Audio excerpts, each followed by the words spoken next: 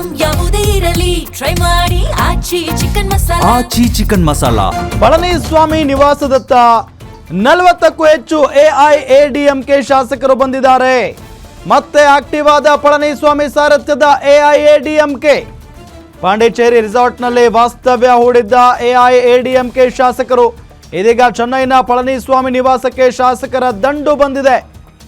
ಪಳನಿಸ್ವಾಮಿ ನಿವಾಸದಲ್ಲಿ ಮಹತ್ವದ ರಾಜಕೀಯ ಮಾತುಕತೆ ನಡೀತಾ ಇರೋದೀಗ. ಟಿವಿಕೆ ಸರ್ಕಾರ ರಚನೆ ಮಾಡುವಲ್ಲಿ ವಿಫಲವಾದ್ರೆ ಮುಂದೇನು ಮಾಡೋಣ? ಡಿಎಂಕೆ ಜೊತೆ ಕೈ ಜೋಡಿಸುತ್ತಾಗಾದ್ರೆ ಎಐಎಡಿಎಂಕೆ. ಪಳನಿಸ್ವಾಮಿ ನಿವಾಸದತ್ತ 40ಕ್ಕೂ ಹೆಚ್ಚು ಎಐಎಡಿಎಂಕೆ ಶಾಸಕರು ಬಂದಿದ್ದಾರೆ. ಆರಂಭದಲ್ಲಿ ಒಂದು ಮಾಹಿತಿ ಬಂತು, 35ಕ್ಕಿಂತ ಹೆಚ್ಚು ಎಐಎಡಿಎಂಕೆಯ ಶಾಸಕರು ವಿಜಯ್ ಅವರಿಗೆ ಸಪೋರ್ಟ್ ಮಾಡೋಣ, ಟಿವಿಕೆ ಪಕ್ಷಕ್ಕೆ ಬೆಂಬಲವನ್ನ ಕೊಡೋಣ ಅಂತ ನಿಂತು ಬಿಟ್ಟಿದ್ರಂತೆ. ಆದರೆ ಪಳನಿಸ್ವಾಮಿ ಅವರು ಇದಕ್ಕೂ ಒಪ್ಕೊಂಡಿಲ್ಲ. ಯಾವುದೇ ಕಾರಣಕ್ಕೂ ಬೇಡ, ವೈಯಕ್ತಿಕ ವರ್ಚಸ್ಸನ್ನ ಉಳಿಸ್ಕೊಳ್ಳೋಣ ಅನ್ನೋ ನಿಟ್ಟಿನಲ್ಲಿ ಹೇಳಿದ್ರಂತೆ.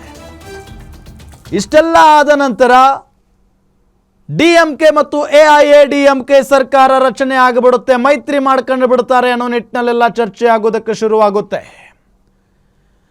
ಬಟ್ ಯಾವುದೇ ಕಾರಣಕ್ಕೂ ನಾವು ಅಂದರೆ ಮೈತ್ರಿ ಅನ್ನೋದಕ್ಕಿಂತ ಬಾಹ್ಯ ಬೆಂಬಲವನ್ನು ಕೊಡೋಣ ಅನ್ನೋ ನಿಟ್ಟಿನಲ್ಲಿ ಡಿಎಂಕೆ ಅವರು ನಿರ್ಧಾರವನ್ನು ಮಾಡಿದ್ರಂತೆ.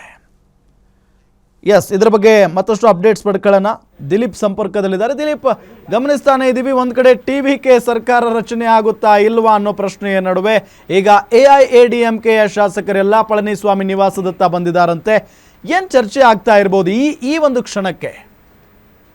ರಾಮ್, ನೆನ್ನೆಷ್ಟೇ ಸಿಕ್ಕಂಥ ಮಾಹಿತಿ ಪ್ರಕಾರ ಡಿಎಂಕೆ ಹೇಳಿತ್ತು ಒಂದೆರಡು ದಿನಗಳ ಕಾಲ ಕಾದು ನೋಡೋಣ, ಒಂದು ವೇಳೆ ಟಿವಿಕೆ ಸರ್ಕಾರ ರಚನೆ ಮಾಡುವಲ್ಲಿ ಬಹುಮತ ಸಾಬೀತುಪಡಿಸುವಲ್ಲಿ ವಿಫಲವಾದರೆ ಆಗ ಡಿಎಂಕೆ ರಂಗ ಪ್ರವೇಶ ಮಾಡುತ್ತೆ. ಒಂದು ವೇಳೆ ಎಐಎಡಿಎಂಕೆ ಜೊತೆ ಮೈತ್ರಿ ಮಾಡ್ಕೊಬೋದೋ ಬೇಡವೋ ಅನ್ನೋದ್ರ ಬಗ್ಗೆ ಪರಾಮರ್ಶೆ ನಡೆಸಬೇಕಾಗುತ್ತೆ ಅಂತ. ಅದಕ್ಕೆ ಪೂರಕ ಅನ್ನೋ ರೀತಿ ಇದೀಗ ಬೆಳವಣಿಗೆಗಳು ನಡೀತಾ ಇದ್ದಾವೆ. ಏನೊಂದು ಪಾಂಡಿಚೇರಿಯ ರೆಸಾರ್ಟ್ನಲ್ಲಿ ವಾಸ್ತವ್ಯ ಹೂಡಿದ್ರು ಎಐಎಡಿಎಂಕೆಯ ಶಾಸಕರು, ಅವರೆಲ್ಲರೂ ಈಗ ಚೆನ್ನೈಗೆ ವಾಪಸ್ ಬರ್ತಾ ಇದ್ದಾರೆ. ಅದರಲ್ಲೂ ಏನು ಎಐಎಡಿಎಂಕೆಯ ಶಾಸಕಾಂಗ ಪಕ್ಷದ ನಾಯಕರಾಗಿರುವಂಥ ಪಳನಿಸ್ವಾಮಿ ಅವರ ನಿವಾಸದಲ್ಲಿ ಎಲ್ಲ ಎಐಎಡಿಎಂಕೆ ಶಾಸಕರ ಜೊತೆ ಸಭೆ ನಡೀತಾ ಇದೆ.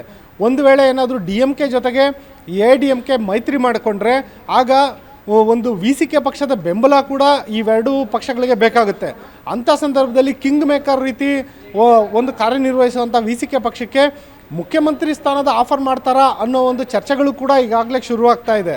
ಯಾಕೆಂದರೆ ಡಿಎಂಕೆ ಆಗಲಿ ಎಐಎಡಿಎಂಕೆ ಆಗಲಿ ಅವೆರಡೂ ಪಕ್ಷಗಳು ಕಳೆದ 50 ವರ್ಷಗಳಿಂದ ತಮಿಳುನಾಡಿನಲ್ಲಿ ರಾಜಕೀಯ ಬದ್ಧ ವೈರಿಗಳಾಗಿ ಇದ್ದವರು.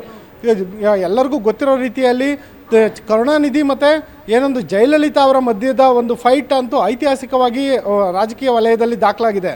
ಇನ್ನು ಡಿಎಂಕೆ ಪಕ್ಷದ ಏನೊಂದು ನೀತಿಗಳ ವಿರುದ್ಧನೇ ಸಿಡಿದೆದ್ದು ಎಂ ಜಿ ರಾಮಚಂದ್ರನ್ ಅವರು ಎಐಎಡಿಎಂಕೆ ಪಕ್ಷವನ್ನು ಕಟ್ಟಿದಂಥ ಉದಾಹರಣೆ ಇದೆ. ಇಂಥ ಒಂದು ಸಂದರ್ಭದಲ್ಲಿ ಎಐಎಡಿಎಂಕೆ ಮತ್ತು ಡಿಎಂಕೆ ಎರಡೂ ಪಕ್ಷಗಳು ಸಾಂಪ್ರದಾಯಿಕವಾಗಿ ತಮಿಳುನಾಡಿನಲ್ಲಿ ರಾಜಕೀಯ ಬದ್ಧವೈರಿಗಳಾಗಿದ್ದವರು. ಪ್ರತಿ 5 ವರ್ಷಕ್ಕೊಮ್ಮೆ ಎರಡೂ ಪಕ್ಷಗಳ ಸರ್ಕಾರ ಸರದಿಯಂತೆ ಅಧಿಕಾರಕ್ಕೆ ಬರೆದಿದ್ದಂಥ ಒಂದು ಸನ್ನಿವೇಶ ತಮಿಳುನಾಡಿನಲ್ಲಿತ್ತು. ಆದರೆ ಇದೀಗ ಟಿವಿಕೆಯನ್ನು ಅಧಿಕಾರದಿಂದ ದೂರ ಇಡೋದಕ್ಕಾಗಿ ಇವೆರಡೂ ರಾಜಕೀಯ ಬದ್ಧವೈರಿ ಪಕ್ಷಗಳು ಒಂದಾಗುತ್ತವಾ ಅನ್ನೋ ಪ್ರಶ್ನೆಯ ಮಧ್ಯದಲ್ಲೇ ಇವೆರಡೂ ಪಕ್ಷಗಳು ಒಂದಾದಂಥ ಸಂದರ್ಭದಲ್ಲೂ ಕೂಡ ಅವೆರಡೂ ಪಕ್ಷಗಳ ಸಂಖ್ಯಾಬಲ ಕೇವಲ 106ಕ್ಕೆ ಸೀಮಿತ ಆಗುತ್ತೆ. ಆಗಿರುವಾಗ 118ರ ಒಂದು ಮ್ಯಾಜಿಕ್ ನಂಬರ್ ಹೇಗೆ ತಲುಪುತ್ತೆ ಅನ್ನೋದು ಪ್ರಶ್ನೆ. ಆ ಪ್ರಶ್ನೆಗೆ ಉತ್ತರ ಅನ್ನೋ ರೀತಿ ವಿಸಿಕೆ ಪಕ್ಷವನ್ನು ಒಂದು ಬೆಂಬಲಕ್ಕೆ ತೆಗೆದುಕೊಂಡು ವಿಸಿಕೆ ಪಕ್ಷಕ್ಕೇ CM ಪಟ್ಟ ಕಟ್ಟೋ ಸಾಧ್ಯತೆ ಇದೆಯಾ ಅನ್ನೋ ಚರ್ಚೆಗಳು ಕೂಡ ನಡೀತಾ ಇದೆ. ಈ ಹಂತದಲ್ಲಿ ತಮಿಳುನಾಡು ರಾಜಕೀಯದಲ್ಲಿ ಏನು ಬೇಕಾದರೂ ಆಗ್ಬೋದು ಅನ್ನೋ ರೀತಿಯಾದಂಥ ವಾತಾವರಣ ನಿರ್ಮಾಣ ಆಗಿದೆ. ರಾಮ್, ಒಟ್ಟಿನಲ್ಲಿ ಇವತ್ತು ಏನೊಂದು ವಿಸಿಕೆ ಪಕ್ಷದ ಕಚೇರಿಗೆ ವಿಜಯ್ ಅವರು ಭೇಟಿ ನೀಡಲಿದ್ದಾರೆ.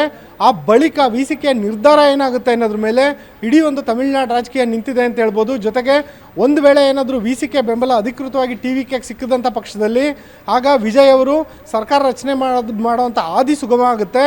ಆಗ ಡಿಎಂಕೆ ಮತ್ತು ಎಐಎಡಿಎಂಕೆ ಎರಡೂ ಪಕ್ಷಗಳು ಅಧಿಕಾರ ವಂಚಿತವಾಗಿ ವಿರೋಧ ಪಕ್ಷಗಳ ಸಾಲಿನಲ್ಲಿ ಕುಳಿತುಕೋಬೇಕಾಗುತ್ತೆ. ಇಂಥ ಒಂದು ಸನ್ನಿವೇಶವನ್ನು ತಪ್ಪಿಸೋದಕ್ಕೆ ಈ ಎರಡು ಹಳೆ ಹುಲಿಗಳು ಏನು ಮಾಡ್ತಾರೆ, ಎರಡೂ ದ್ರಾವಿಡ ಪಕ್ಷಗಳು ಏನು ಮಾಡ್ತಾರೆ ಅನ್ನೋದು ಈಗ ಭಾರಿ ಕುತೂಹಲ ಕೇಳಿಸಿದೆ. ರಾಮ್,